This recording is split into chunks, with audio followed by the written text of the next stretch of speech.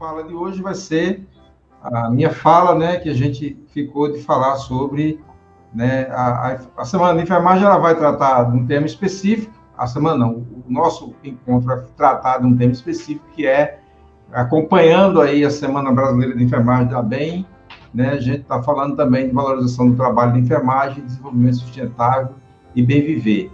Esse é um tema que foi desenvolvido pela BEM Nacional e, tradicionalmente, nós também seguimos esse tema. Então, a gente abre a nossa fala de hoje falando aí, né, falando aí do processo de valorização do trabalho dos profissionais de enfermagem de nível médio. Então, a Ana Lúcia, quando fez a fala inicial dela, a gente já percebeu aí a importância, né, que se tem de se tratar do tema e dizer, né, principalmente que a questão da valorização passa pelo salário, passa pelo valor que a gente coloca no bolso, mas não passa tão somente pela questão do salário. A valorização do profissional, ele é um conjunto de atributos, né, que vai fazer esse profissional, e aí nas próprias palavras do tema aberto pela BEM, vai fazer esse profissional ter um bem viver. E esse bem viver, ele depende, inclusive, de um ambiente sustentável. Então, você imagina que nós começamos o ano de 2023, né, com a decretação pelo governo federal no estado de calamidade das tribos indígenas, da tribo indígena Yanomami, né, no território Yanomami, dentro da floresta amazônica. E a gente percebe que aquele ambiente, ou aquilo que era um ambiente de trabalho nos anos 2021, 2022, 2021, 2020, 2019, foi um ambiente de trabalho extremamente hostil para aqueles profissionais de trabalho, para aqueles profissionais de enfermagem que trabalhavam naquela localidade. Nós vimos que o garimpo tinha cercado o distrito sanitário de saúde, né, de saúde indígena, eu sei daquela região, né, tinha tomado a pista, então não estava chegando mantimentos, não estava chegando medicamentos, né, o ponto que a gente viu no mês de janeiro, quando o governo toma posse, que de fato a Amazônia vê o estado de calamidade, o estado em que se encontrava os Yanomami, né, porque as denúncias vêm desde 2018, essas denúncias, 2019, nada tinha sido feito, ou pouco tinha sido feito, né? O antigo Ministério das Mulheres e Direitos Humanos e etc. não tomou as devidas cautelas para preservar a vida desses indígenas, mas é que, na verdade, a situação de estresse, né, de alto estresse, sofrido pelos profissionais de enfermagem que trabalhavam naquela localidade, é um negócio absurdo. Porque você imagina, você vê, nós que somos profissionais de enfermagem, quando a gente está diante do paciente, muita gente às vezes questiona isso, não acredita nisso, mas a gente esquece a própria vida e para nós o que importa é a vida daquele paciente. Né? A gente às vezes fica sem comer durante o plantão. A gente teve durante a pandemia profissionais de enfermagem que usaram fralda descartável porque o tempo de ir ao banheiro, não se tinha tempo de ir ao banheiro. A gente perde, né? A gente fica sem tirar um descanso noturno quando você tem um paciente muito grave, que você está cuidando daquele paciente. Você deixa de lado o seu repouso noturno. Então, você perde a hora do seu medicamento. Muitos de nós têm processo de adoecimento ao longo da nossa vida laboral, e a gente termina aqui negligenciando a nossa vida e nos dedicando inteiramente aos pacientes que estão sob os nossos cuidados. Então, isso é a gente pensar que, para que a gente tenha um bem viver, para que a gente tenha uma situação de bem-estar, a gente precisa de um ambiente de trabalho sustentável, um ambiente de trabalho seguro, e é óbvio que a gente precisa também de um salário que cubra as nossas necessidades básicas, né, nossas necessidades primárias e secundárias, porque a gente precisa estar com a mente descansada, sobretudo para pensar nos nossos familiares que estão em casa. Porque você sai para o plantão, ou você viaja né? Nós tivemos companheiros daqui da Paraíba que viajaram na Força Tarefa para o distrito dos Yanomamis, né?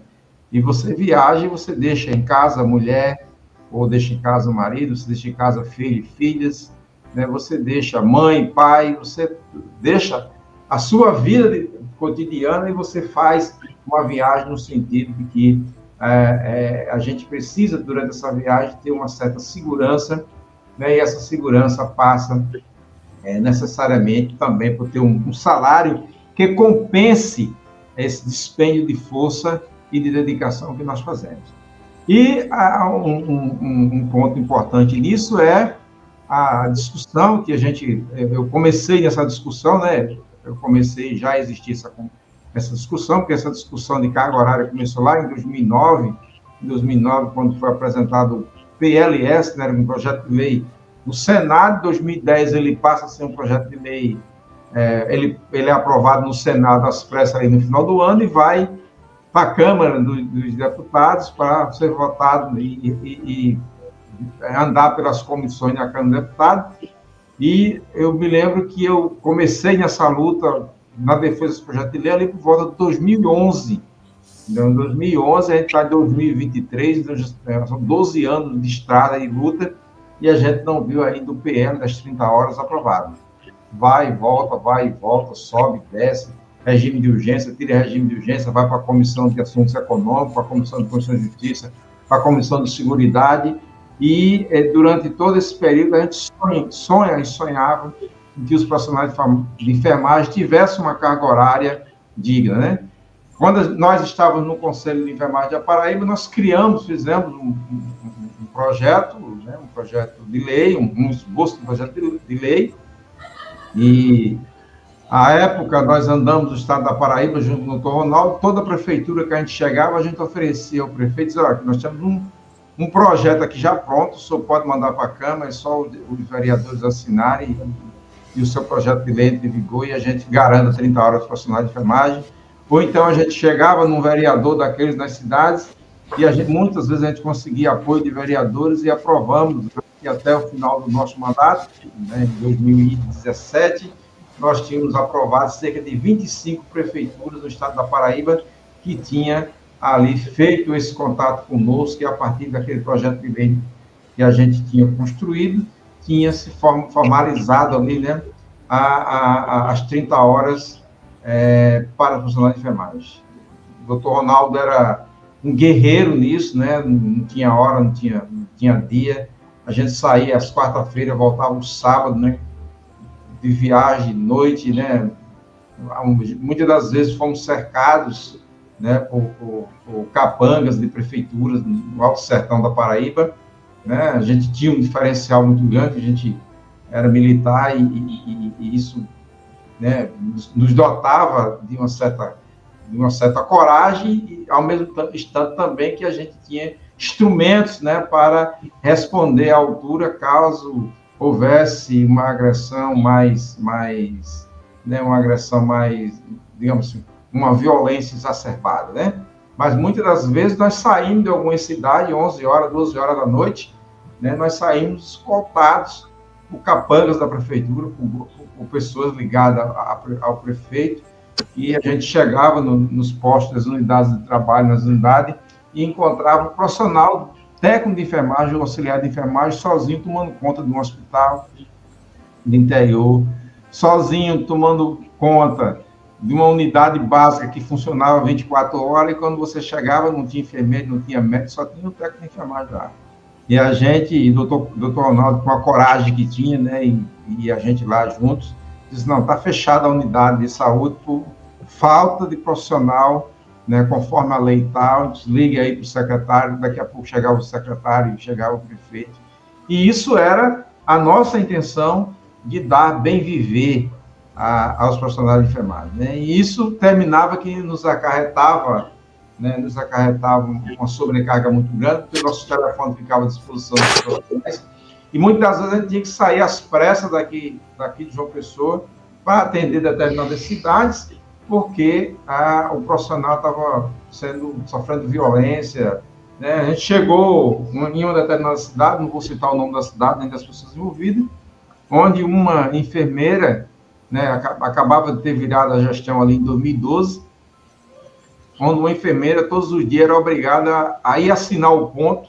Ela ficou liberada das atividades, mas era obrigada a ir assinar o ponto debaixo de um pé de algaroba. Né? Quem é sertanejo aqui sabe o que é um pé de algaroba, uma planta que, mesmo durante a seca, ele mantém uma folhagem, embora não seja uma folhagem muito cheia, mas mantém uma folhagem verde. Então, essa enfermeira era obrigada todos os dias ir lá assinar esse ponto dela, porque ela era do outro lado comigo, e o prefeito tinha ganhado, e aí a gente foi lá fazer a intervenção. Foi um momento muito tenso, né? Um momento muito tenso, mas a gente terminou conseguindo fazer com que as autoridades do município entendessem que aquilo não era possível, que aquilo era tratamento desumano, desagradante, né? E que a gente poderia, nesse caso, fazer uso do direito, né? Fazer uso do Ministério Público para abrir um processo contra a prefeitura. Então, isso era a busca do bem viver. Então, essa situação é uma situação que se alonga há muitos anos, né? E a gente viu nos últimos de 2020 para cá, com o PL que criou, que regulamentava, né, o piso salarial da enfermagem, né? Porque existiam vários PL para, né, o parlamento ele é mais ou menos isso, quando ele não quer aprovar determinado projeto, cada um apresenta uma proposta e cria-se um monte de propostas e termina que essa proposta não anda. Então, nós tínhamos diversos, né, projetos de lei, inclusive projeto de lei que pensava aí salário de enfermeiro na casa dos R$ 7.500, R$ 8.500, né? Eu acho que o mais alto era R$ 8.500, na mesma proporção de 70% para os técnicos e 50% para os auxiliares de enfermagem. Então, isso foi uma situação muito complicada, né? E aí a gente teve, aqui na Paraíba, o Corém, a doutora Fabíola foi para a rua muitas das vezes, né? Fábio Petson, conto inúmeras vezes que eu vi lives e vídeos e grupos de WhatsApp e tomada na rua, buscando esse bem viver dos profissionais de enfermagem, no sentido de que é preciso um salário que garanta a existência com dignidade do profissional de enfermagem. Isso porque, eu digo isso com dignidade, porque a gente encontrou em muitas cidades da Paraíba, quando o salário custava R$820, profissionais de enfermagem ganhando R$400. Né? Profissionais de enfermagem que vivia dentro do hospital e ganhava R$400 por mês, e era uma briga enorme, porque a gente chamava o Ministério Público e tinha muita briga para que reconhecesse isso, né? Ao ponto que, durante a nossa gestão, a gestão do Dr. Ronaldo como presidente e a minha como diretor financeiro, foi um momento em que o Corém da Paraíba fez o maior número possível, o maior número de interdições. Nós chegamos a fazer mais interdições aqui na Paraíba do que quase todos os Coréns do Brasil juntos. Então, assim, era porque eu andava com o computador e uma impressora do lado. Então, quando não tinha impressora, eu ia na Lan House, imprimia na hora e fazia a interdição na hora. Então, a gente saía na quarta-feira e trazia de volta 5, 10 interdições de volta para fazer parecer. A doutora Fabíola, que esteve conosco durante a gestão e que foi conselheira, sabe como era a luta, né, com tantas interdições, e a gente sofria ameaça, e era muito complicado isso. Mas era a busca do bem viver. Então, a dignidade do profissional passa pelo salário, passa por condições de trabalho, e passa, sobretudo, por uma questão de saúde mental. E essa questão de saúde mental, eu faço um chamamento aqui, sobretudo, para os que são superiores, né? Para aqueles que estão no topo dessa hierarquia, que é a enfermagem, e aqui diretamente os enfermeiros. Por que eu digo isso? Porque em diversas cidades, a minha prática de dia a dia encontrou em vários lugares a prática do assédio moral no local de trabalho em relação aos profissionais. Então, a gente combatia isso não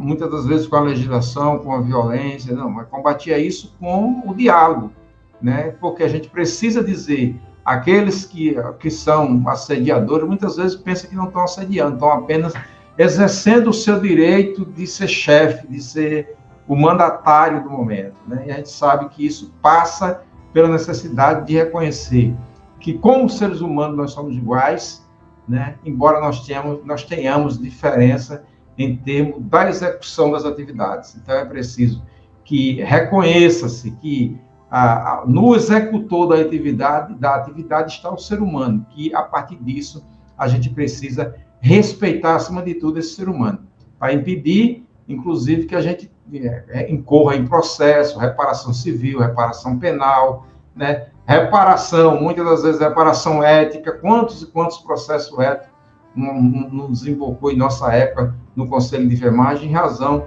de assédio, né? Tanto no assédio horizontal quanto no assédio vertical, né? E aí, quanto em relação ao assédio horizontal, que é aquele de colega para colega, dentro do mesmo nível, do mesmo grau hierárquico, né? A gente precisa compreender que o colega que está do nosso lado, tem problemas, e que esses problemas afetam também a vida dele no local de trabalho. Então, é melhor você estabelecer com ele um diálogo do que um enfrentamento. Acho que o melhor caminho para se resolver essas questões é diálogo. Então, esse enfrentamento passa por isso. Eu vou encerrar essa minha fala em relação ao meu tema, que é essa valorização do trabalho profissional, dizendo que é preciso que a gente construa juntos, né? Construamos juntos essa valorização. O técnico ou o auxiliar sozinho não vai construir essa valorização, o enfermeiro sozinho não vai construir essa valorização. Dados do COFEN apontam que nós, técnicos auxiliares de enfermagem, hoje são bem poucos, né? Os auxiliares de enfermagem, grande parte deles já fizeram registro como técnico. Nós somos mais de 2 milhões e 100 mil profissionais, né? Então, essa luta é uma luta que é de todos, não é uma luta que é só do enfermeiro, não é uma luta que é só do técnico de enfermagem, não é uma luta que é só do auxiliar de enfermagem. É uma luta conjunta de todos, que a gente precisa de respeito mútuo, de reconhecer o espaço de cada um, e reconhecer em cada um o ser humano que se é. Então, com isso eu finalizo, mas trago aqui uma informação de que a nossa próxima companheira que falaria seria a companheira Aparecida Potiguara, que é enfermeira, né, é técnica de enfermagem, enfermeira e parteira lá nos potiguaras, nos povos potiguaras aqui da Paraíba, que faria uma fala sobre a saúde indígena, o bem viver e a preservação ambiental. E o espaço dela, ela não pôde ocupar esse espaço, porque, infelizmente, ela foi diagnosticada com Covid ontem, e o quadro dela era um quadro de febre e de muita dor de cabeça. Ela nos relatou isso, inclusive, hoje, e, portanto, ela não pôde participar. Mas aproveito a oportunidade para fazer um registro aqui, né, para a gente entender a complexidade que é trabalhar com a saúde indígena. E Cida faz isso muito bem, Cida, como a gente chama ela carinhosamente de Cida Potiguara, ela faz muito bem isso. Só para a gente entender essa complexidade, existe atualmente no Brasil 724 terras em diferentes fases de processo de demarcação.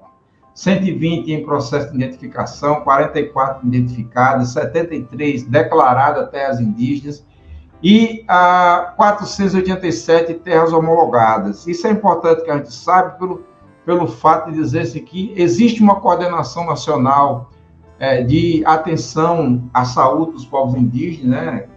O SESI-SUS, e que tem a responsabilidade da Secretaria Especial de Saúde Indígena, e que essa saúde indígena ela está presente nos 34 distritos sanitários indígenas, 356 polos de base, 67 casas de saúde indígenas, 34 conselhos distritais de saúde indígena, né, além dos conselhos locais e os fóruns de presidente do SCODISE. Por que eu trago isso? Porque quando a gente pensa a saúde, muitas vezes a gente pensa na saúde apenas na saúde dos hospitais, na saúde da unidade básica de saúde, da atenção primária, na saúde das clínicas, né? A gente pensa nesse trabalho. Mas existe um trabalho feito nesses locais que eu citei, que é um trabalho que carece de uma especialização muito grande. E quando a gente tem, por exemplo, uma enfermeira indígena que conhece a cultura, que conhece, né, que conhece os rituais do povo, isso facilita muito o seu trabalho. Então, esse lugar de fala não é o meu lugar de fala, esse lugar de fala é o lugar da Cida, que conhece, da Cida Potiguara, que conhece muito bem os povos indígenas, que teve recentemente no acampamento Terra Livre, que aconteceu agora em Brasília, o maior acampamento de todos os tempos, né, dos indígenas, né? Lembrando que os indígenas têm, a partir do próximo mês, aí volta a pauta a questão da demarcatória de terra, que é um ponto muito, digamos assim, nevrálgico para os indígenas, mas pensar que essa demanda é uma demanda que ela precisa ser atendida, né? Então, ela precisa ser atendida pensando na cultura dos povos indígenas, pensando na alimentação dos povos indígenas, pensando na sua forma de vida dos povos indígenas. Não sei se alguém assiste televisão, jornalismo, etc., mas quem assistiu, por exemplo, a questão da saúde dos indígenas Yanomami, se percebeu que os atendimentos eram feitos em rede, né? Era feito em rede. Por quê? Porque na cultura Yanomami, na cultura de muitos indígenas, não se dorme em cama, se dorme em rede. Então, o índio não consegue receber tratamento num leito hospitalar, numa cama hospitalar. Então, você tem que construir, né, fazer uma unidade de atendimento, mas uma unidade de atendimento que se faça com a cara de sua cultura.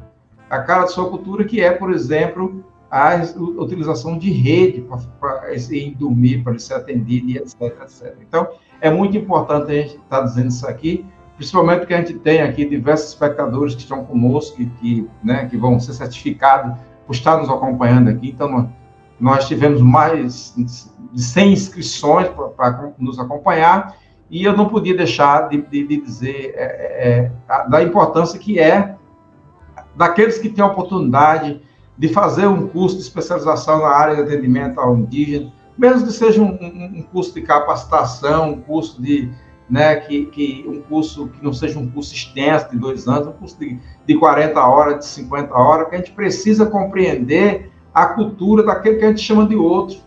O índio são pessoas igual a nós, o que ele precisa é de uma proteção diferente da nossa, porque nesse aspecto eles são diferentes. E aqui a gente traz um pouco da cultura aristotélica, né, que a gente precisa tratar os diferentes de forma diferente e os iguais de forma iguais. Então, a saúde indígena é um ponto importante, né, é um ponto de fundamental importância. Um outro elemento da cultura que é importantíssimo da cultura indígena, a gente analisar enquanto que se está trabalhando com os indígenas fazendo atendimento, é a questão da alimentação. Enquanto a nossa alimentação, a gente tem o hábito do fast food, né, o índio não tem esse hábito do fast food. Então, a gente precisa compreender o tipo de alimentação dele, né? A gente viu recentemente as informações de que tinha se comprado linguiça para o índio, pescoço de galinha, linguiça, bisteca, embora não tenha chegado, né, porque existe uma investigação aí da FUNAI sobre isso, mas o que eu quero dizer com isso é que essas compras que foram feitas para os povos indígenas não atendem a necessidade dos povos indígenas, porque isso não faz parte da cultura dele. E uma das coisas que a gente precisa ter respeito é pela cultura do outro. A forma que o outro valoriza sua cultura, a gente precisa valorizar. Seja a cultura do candomblé, seja a cultura do índio, seja a cultura dos negros aquilombados, para os nossos colegas, né, técnicos auxiliares de enfermagem, enfermeiro, que trabalha nos territórios quilombola, que tem lá as suas peculiaridades, né? A gente precisa compreender. Então, o que eu deixo de recado aqui, a partir da fala que seria a fala de Cida Potiguara, e que eu, mais uma vez, repito, esse lugar de fala não é meu lugar de fala, embora eu tenha descendência indígena, mas eu não participo da vida cotidiana das aldeias, não tenho nenhuma ligação cotidiana com as aldeias. Mas o que eu deixo aqui é esse lugar de fala, é o lugar de fala dela, e o que eu deixo é que a gente repense a nossa maneira de se portar diante do outro, sobretudo aquele que se parece diferente de nós, porque vivenciou uma cultura diferente da nossa. E não existe cultura, trazendo aqui Peterburg, não existe cultura superior, existe cultura diferente, não existe cultura inferior, existe cultura diferente. Com isso, eu finalizo minha fala, agradeço a todos e todas que estiveram nos escutando, muito obrigado pela oportunidade